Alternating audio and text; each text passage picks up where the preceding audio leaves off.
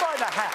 You know, I'm going to be one of those guys that as the years roll on goes the hat, all right? It's as close as I'll ever come to working for the ABC, that hat, but still fun. All right, can you keep your hands going for two people who I think are a wonderful example of people who care about your community and deserve all the support they possibly can. One is part of the Hobart City Council, and fingers crossed one's going to make it to federal parliament. None other than Hanson and Louise Elliot, okay?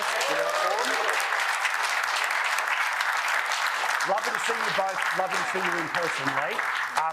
All right, so Louise, Hobart is a place that has just got, you can feel that it's just got this surge that it's ready to fire up, right? It's ready to go. There's a whole bunch of people who want to, like yourself, take it to the next level, but there is the odd lefty that'll say no. Give me an idea about your vision for this city.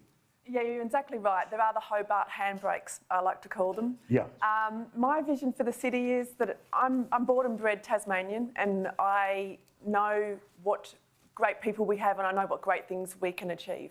What I want is for us to have everyone has a job and a purpose and an economy that sustains them, and the health system and the housing that they need, and they don't have to leave.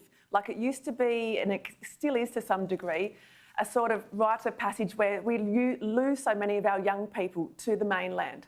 And I want people to be able to stay here and thrive and have a great life. And I also, importantly, want them to have the freedoms that I really strongly believe in. And I see far too much over-regulation and the burden on people's lives.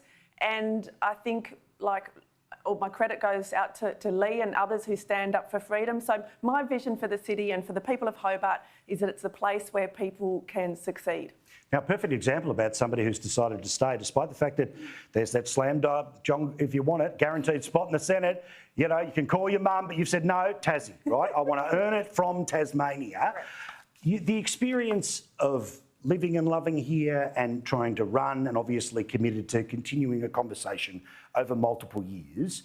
What is it that is unique about Tasmania that you want to represent? Not just get to vote for you, but that you want to represent in a national chat, Lee? Do you know, when I moved to Tassie in 2012, so 13 and a half years ago, I absolutely fell in love with this place, not just because it's beauty, but because of the people. Do you know, coming from Queensland, I was on the Gold Coast, and Gold Coast is great. It's a great holiday place, but it's very pretentious.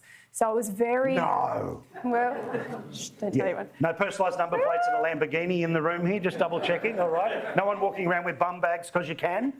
Fair enough. So coming to Tassie, I know this might sound... Be honest, for me it was like stepping back to 20 years ago. It was like my childhood. In the best possible way, yeah. In the sense of, you know your neighbour. People talk to each other. You know, when someone's in need or in crisis, people are there ready to help, and the charity and the support and the network and the safety and the sense of community was something I hadn't experienced for in a very long time. So the fact that I'm privileged enough to marry a Tasmanian and raise my children here, I'm in one of the best places in the world, and I know that, and I want to embrace that. But I've seen such a transition in just the short time I've been here that's eroding. I'm seeing that the way of life eroding. I'm lucky enough that I bought into some land about 10 years ago, and I know that now my children are never going to be able to do that in Tasmania unless we have significant change. Crime's rising, freedom, freedom of voice is being eroded, but also just as the way of life is changing. So for me, I want to give back to the Tasmanian community the privilege of having my own children and their future here. So it's very important to me.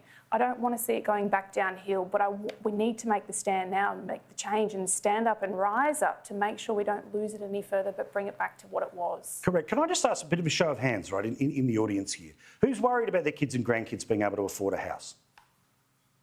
Now, just keep your hand up.